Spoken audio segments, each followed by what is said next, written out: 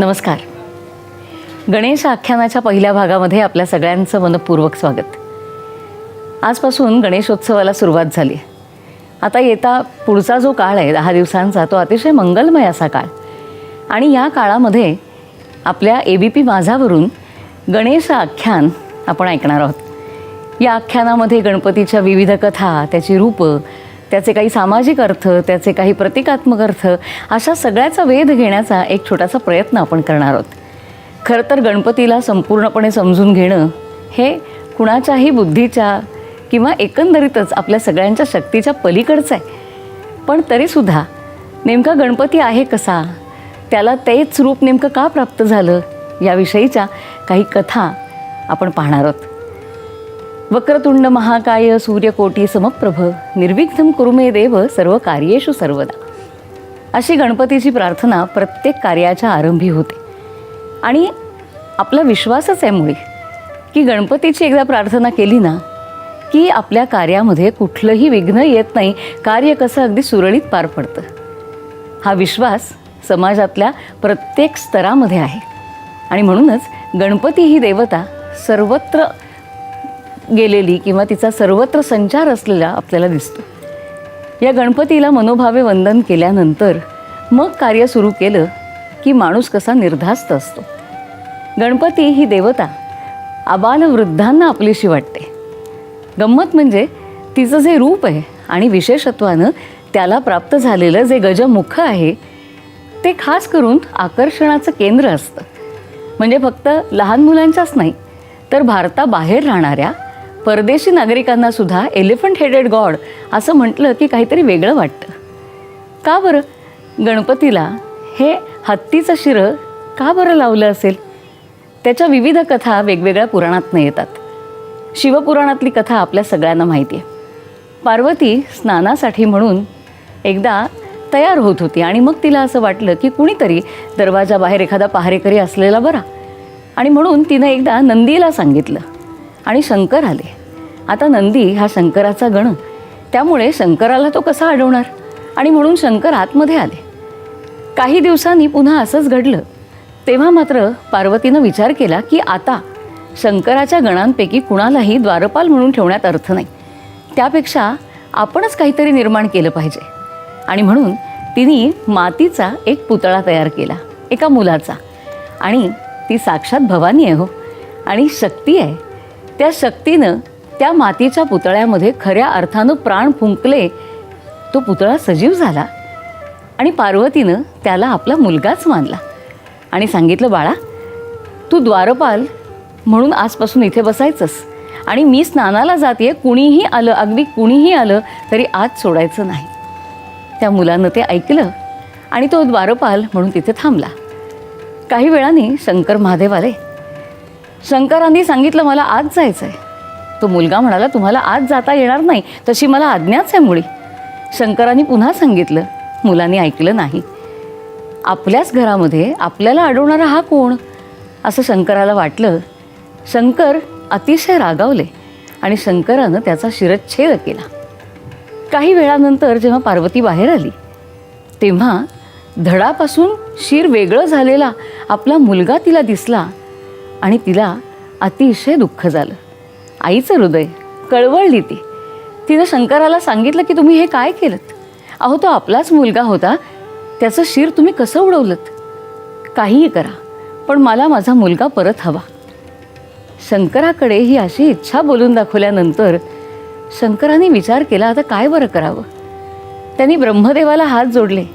ब्रह्मदेवाने सांगितलं, महादेवा तुम्ही ज्या दिशेनं या मुलाचं मस्तक भिरकावलं आहे ना त्या दिशेकडे निघा आणि पहिला प्राणी जो तुम्हाला सापडेल त्या प्राण्याचं शिरं आणा आणि या मुलाच्या धडावरती लावा. हा मुलगा पुन्हा जिवंत होईल. शंकरानं उत्तर दिशेला म्हणे ते शिर टाकलेलं होतं आणि म्हणून उत्तर दिशेला त्याचे गण गेले आणि तिथे पहिल्यांदाच त्याला दिसला तो हत्ती. आणि म्हणून हत्तीचं शिरं ह्या मुलाच्या धडावरती लावलं गेलं आणि तो गजमुख झाला, अशी शिवपुराणातली कथा. भविष्यपुराणामध्ये मात्र वेगळी कथा येते. भविष्यपुराणात आपल्याला असं सांगतं की शंकर आणि पार्वतीला मुलगा झाला आणि अतिशय गोंडस बालक आहे असं सगळीकडे त्याची वार्ता पसरली. सगळ्या देवदेवतांना असं वाटलं की आपण जाऊन एकदा पाहिलं पाहिजे, त्या लहान मुलाला भेटलं पाहिजे. आणि म्हणून सगळे देव कैलासावरती आलेले आहेत. शनिदेवसुद्धा आहेत. पण शनिदेवांना माहिती आहे की आपण एखाद्याकडे दृष्टी टाकणं म्हणजे त्याचे काय परिणाम होतात हे ते स्वतः जाणतात. आणि म्हणून शनिदेव काही केल्या त्या मुलाला बघायला तयार होत नाहीत. पार्वतीच्या ही गोष्ट लक्षात येते. पार्वती म्हणते, शनिदेवा अहो असं काय करता, तुम्हाला बघायचं आहे ना बालक, मग बघा की डोळे भरून. पार्वतीने सांगितल्यानंतर शनीलाही असं वाटतं की त्याच्यासाठीच आपण इथे आलो तर त्या बालकाला पाहिलंच पाहिजे. पण असं अगदी सरळ जाऊन बघणं त्याला बरं वाटेना. आणि म्हणून शनीनं वाकड्या नजरेनं वक्रदृष्टी त्या बालकावरती टाकली. आता शनीची वक्रदृष्टी पडली म्हणजे काय होतं हे आपल्याला सगळ्यांना माहिती आहे. तेच नेमकं बालकाच्या बाबतीमध्ये झालं आणि त्या बालकाचं शिर म्हणे धडापासून वेगळं झालं. आता पुन्हा एकदा हीच गोष्ट त्या पद्धतीनं सांगितली जाते. मग गजाचं म्हणजे हत्तीचं शिर आणलं गेलं आणि त्याच्यावरती बसवलं गेलं. अशा ह्या वेगवेगळ्या कथा स्कंद पुराणामध्ये येतात. वराह पुराणामध्ये सुद्धा गणपतीला हत्तीचं शिर कसं मिळालं याच्या वेगवेगळ्या कथा सांगितल्या जातात. पुराणांमधल्या या कथा आपल्याला आकृष्ट करतात की नेमकं काय घडलं असेल असा विचार आपल्या मनात निर्माण होतो.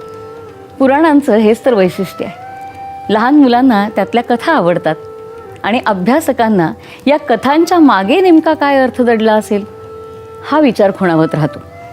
पंडित सातवळेकरांनी गणपतीला हत्तीचं शिर का आलं असेल किंवा गजमुख हा काय नेमका भाग आहे याचा विचार करताना असं म्हटलं की भूतान हा एक प्रदेश आहे. या भूतानचा राजा होता शिव आणि ह्या भूतान प्रदेशामध्ये भूत नावाची जमात राहत होती. या शिवाला मुलगा झाला आणि त्याची राजधानी होती कैलासावरती. एखादा उत्सव साजरा करताना ह्या प्रदेशातली मंडळी वेगवेगळ्या प्राण्यांचे मुखवटे धारण करतात आणि आपला आनंद व्यक्त करतात. तर तो उत्सव साजरा करण्यासाठी म्हणून सगळी मंडळी जमली आणि त्या मंडळींनी म्हणे हत्तीचा मुखवटा धारण केला होता. तेव्हा शिव म्हणाला की ज्या बाळाला बघण्यासाठी तुम्ही हे हत्तीचं मस्तक म्हणजे हत्तीचा मुखवटा धारण करून आलायत तो मुलगा ह्या गणाचा पती होईल आणि तो गणपती होईल असा एक संदर्भ सातवळेकरांनी दिलेला आहे. मी मगाशी म्हटलं तसं की पुराणातल्या कथा या अशाच असतात. आपल्याला त्याचा मागचा नेमका काय अर्थ आहे याची उकल करावी लागते, त्याचा शोध घ्यावा लागतो. या गणपतीला पहिलं वंदन नेहमी केलं जातं. का बरं? त्याचीसुद्धा पुराणामध्ये एक सुंदर कथा आहे, ती आपण पुढच्या भागांमध्ये ऐकणार आहोत. पण तेव्हा त्या कथेच्या शेवटी ब्रह्मदेवानी असं सांगितलं, म्हणजे काही कथांमध्ये ब्रह्मदेवानी सांगितलं असं येतं, तर काही पुराण कथांमध्ये शंकरानं त्याला वर दिला असं म्हटलं जातं. त्या वरामध्ये असं म्हटलं की तुझे जे गण आहेत म्हणजे हे गणेशा तुझे जे गण आहेत ते गण माणसांनी काही चूक केली तर ती चूक लगेच त्यांच्या लक्षात आणून देतील, विघ्न उत्पन्न करतील. माणसाला चूक कळल्यानंतर माणसाने क्षमा मागितल्यानंतर तू विघ्नकर्त्याचा विघ्नहर्ता हो आणि त्याला माफ करून टाक, त्याला क्षमा करून टाक. आणि आजपासून या पृथ्वीतलावरती जे जे म्हणून कार्य घडेल त्या कार्याची सुरुवात तुझ्या पूजनानेच होईल असा आशीर्वाद गणपतीला दिलेला आहे. आणि म्हणून प्रत्येक कार्याच्या आरंभी ह्या गजमुखाचं स्तवन आपण करतो, गजमुखाचं वंदन आपण करतो. रामदास स्वामींनी मात्र आपल्या दासबोधामध्ये आपल्या ह्या वृत्तीला थोडासा एक हलकासा चिमटा काढला आहे. दासबोधामध्ये रामदास स्वामी म्हणतात की का बरं म्हणजे कुठल्याही कार्याच्या आरंभी त्या देवाचं वंदन का करायचं? तर ते म्हणतात की जनांचा लालची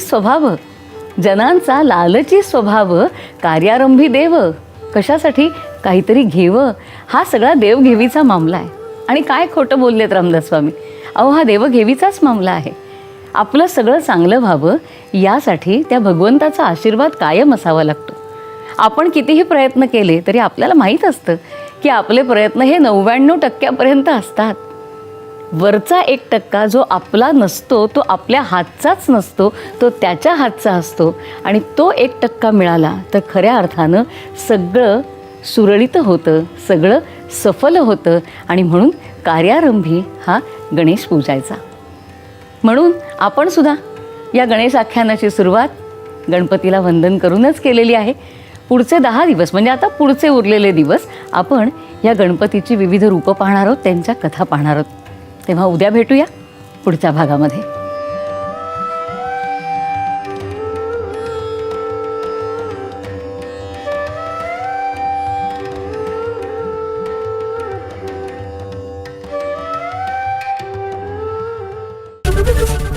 एबीपी माझा, उघडा डोळे बघा नीट.